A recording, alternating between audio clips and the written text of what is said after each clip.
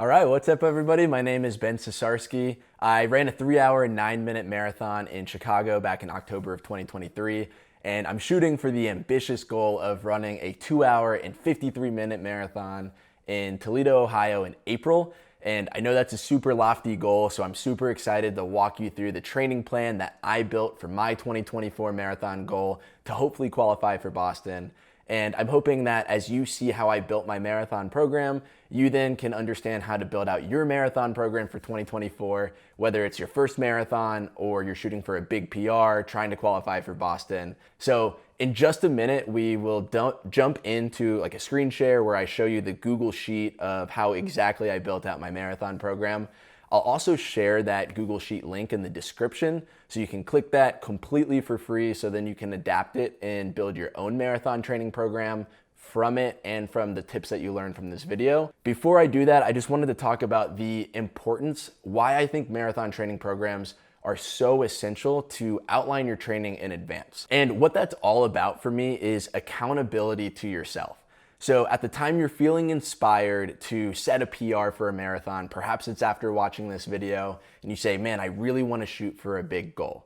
Well, in that moment, that's when you are your best self, and that's when you should build your marathon training program, because then when it's 17 weeks out and you're feeling pretty tired, but you already built your program, so you promised yourself that you would run 10 miles on Sunday, you already told yourself you're going to do it, so you just have to listen to the best version of yourself. That's much easier than just waking up every morning and trying to figure out how many miles am I gonna run? Do I feel like I'm gonna run?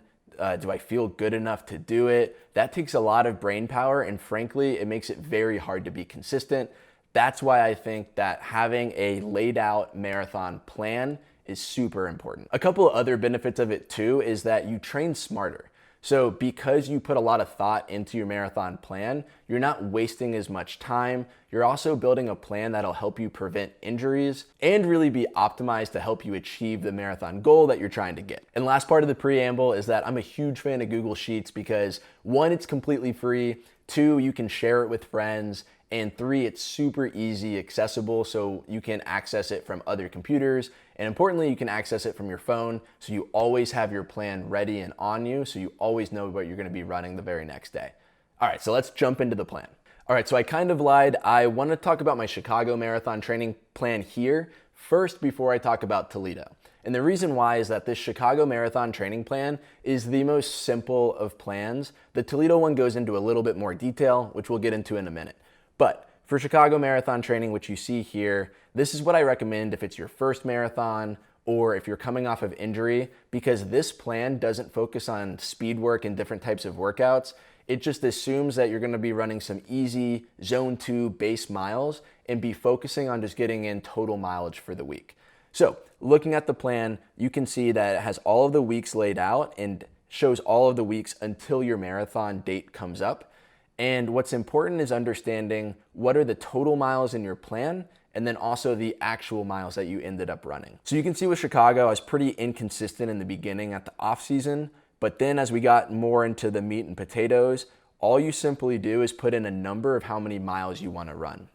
That should be based loosely off of your marathon history and your injury history and what you think your body is capable of. So I knew about 7-mile medium runs with constantly growing long runs on Sundays is something that I've been able to handle in the past.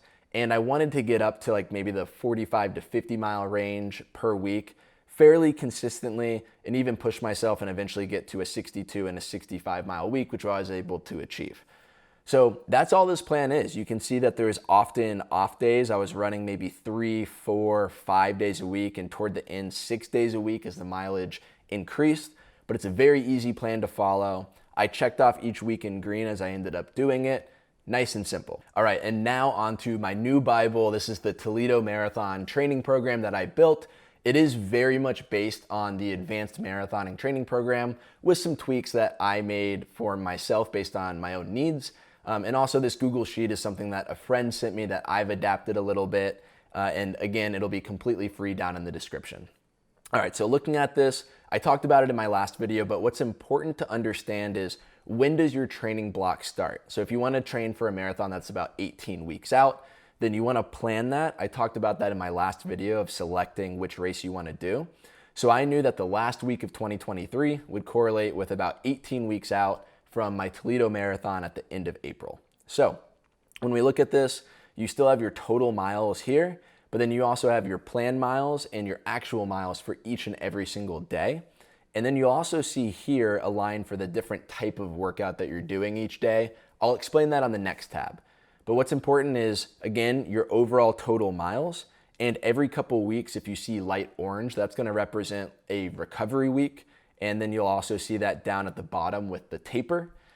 So all of that is laid out. And then as you do a run, so let's say I do a medium long run tomorrow and I actually go over and I do 12 miles, I'll just type in 12 here and it'll turn orange. So nice and easy, very easy to see visually and be able to track.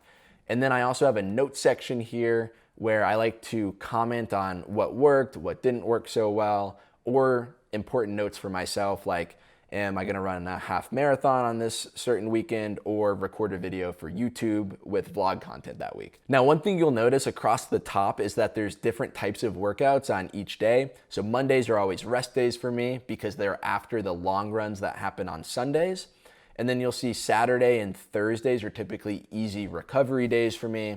And then Tuesday, Wednesday, Friday, those are typically variable. Wednesday could have medium long run, but Tuesday and Friday might have some speed elements to it. All right, so what does that all of that mean? Well, I'll talk about that in a second on this heart rate ranges tab. So as you can see here, it's the letter coding system that you saw on the last tab. So R equals recovery, A equals aerobic, L or ML equals medium long run, and so on. So that's what these descriptions are here under each run. And typically, I try to get one long run in per week, maybe one speed session, one medium long run, and depending on how my body feels, determines if I can do more intensity. But I like to train off of heart rate. I use a Garmin heart rate strap because I find that to be very accurate. And when we look at the different heart rate ranges, for recovery, it's gonna be the lowest heart rate and then aerobic, and it builds up to higher heart rate ranges based on the intensity of the type of workout. So speed work, higher heart rate ranges. Now, for yourself, when you download this program, if you just input your age, your max heart rate, resting heart rate, you can see all the formulas that go into it, then that'll spit out the heart rate ranges that you might want to start to train at. Everybody has unique heart rate ranges, so you're gonna have to adjust for your own needs and things that change, but this is a good place to start. Now, paces that you see here, again, these are rough estimates, but that's based on this Run Paces tab. So a lot of it comes back to what's your goal marathon time. I talked in my last video about how to identify your goal marathon time, and that's what I did over here on the left just as an exercise. I wanted to qualify for Boston. I knew the cutoff time was getting lower. I think this year I'll have to run a 2:53, which is about 6:35 per mile. Frankly, my fitness is not there yet, but I trust in this plan that I can build up to it.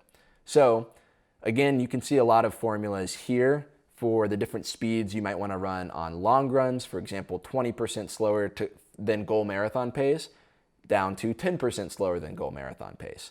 And a couple of notes, again, from that book, Advanced Marathoning.